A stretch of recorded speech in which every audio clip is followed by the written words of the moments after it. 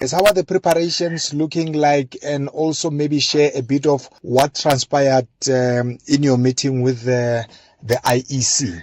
Look, everything is going well. Basically, out of the meeting with the IEC was just to confirm the process that we will be following on Saturday, and that they would take charge of the entire election process, to ensure its integrity.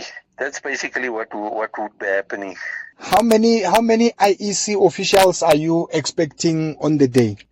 There's going to be about 12 people who will be assisting with the process, or basically running the process, not assisting. They will be running the process. You have close to, and I think we spoke about it off record yesterday, to say around 250 plus registered clubs with CGA, but you were also concerned about the low turnout of participants who have declared their interest to vote. Yes. Look, in December, when we had the closing date for submission of credentials, we were only at a figure of about 39 out of the 280 clubs that we are having. There was at that point there was only about 39 people who could vote. So we opened it up and we allowed the closing date to be the 13th last week, and we got a better response. We now at the total given to me, or the figures given to me this morning, was 122 clubs, and then there will be 12 people from commission, so it's about 134 people who will be voting. Is that an enough number to can declare the next potential candidate as president? Yes, that would be more than 50 plus one. The quorum for elections require 50 plus 1%. If you look at the figure, there's 144.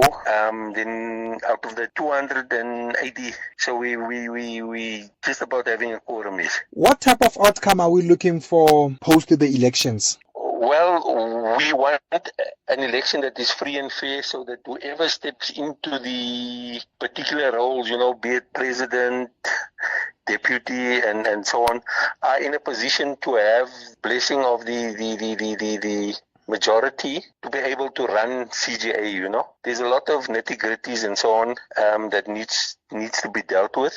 So one is looking at a situation where the incoming board would be able to be up and running within the shortest possible time, say within a period of 30 days after taking office. They must be able to run with processes and procedures. In any case, we have the AGM envisaged for somewhere towards the end of February, early March. The date must still be determined by the incoming board, the actual date, and then it will be communicated to all clubs.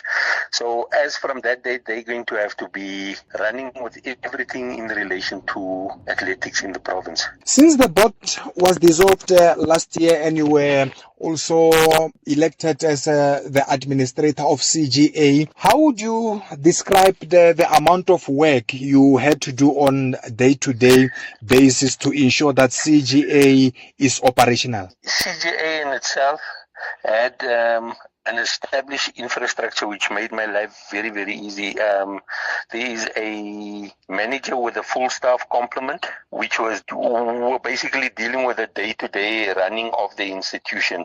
Mine was more an oversight role, where I had to take decisions in relation to policy matters as and when they arose, or decisions in relation to, basically the policy matters. Yeah. Those were the ones that I really needed to deal with.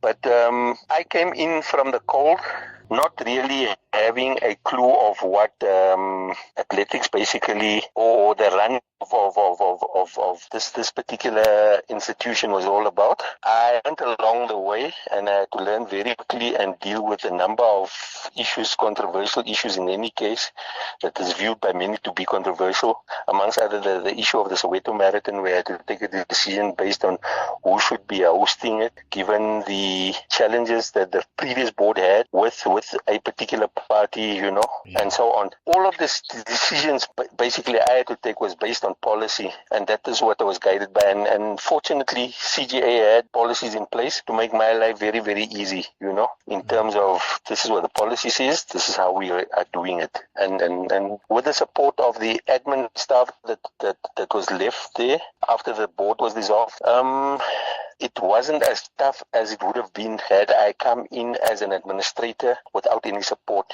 Last week, actually, for the past couple of weeks leading to the elections on Saturday, there were reports that other candidates were intimidated or feeling threatened, and you cautioned that type of an act. What are your also thoughts again on that particular stand? Look, electioneering is a very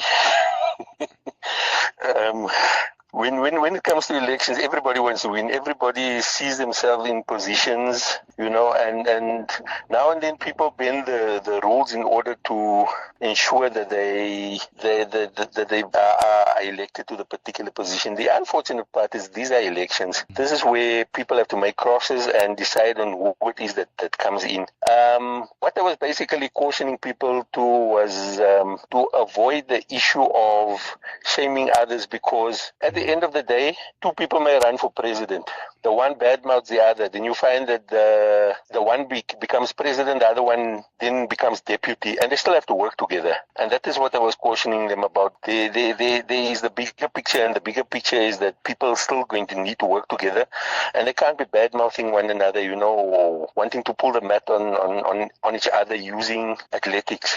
Trevor, all the best. If there were things that were wrong, and they wanted to use that in the electioneering campaign, they're more than welcome to have raised those particular issues, But considering that this is a very small, close-knit family, I want to actually put it that way, from what I've experienced. Yeah. At the end of the day, some way or another, in some way or another, people are going to have to work together, And then these things about what was said, wanting to paint people in a particular picture during the electioneering campaign, mustn't come back to impact on the actual service delivery. And that's what I was warning people against, My brother, all the best on Saturday. We'll wait for the final outcome, and whoever will be the president, we as the media will support. Thank you. No, thank you very, very much, Rorisang. And Thank you very much for covering this issue.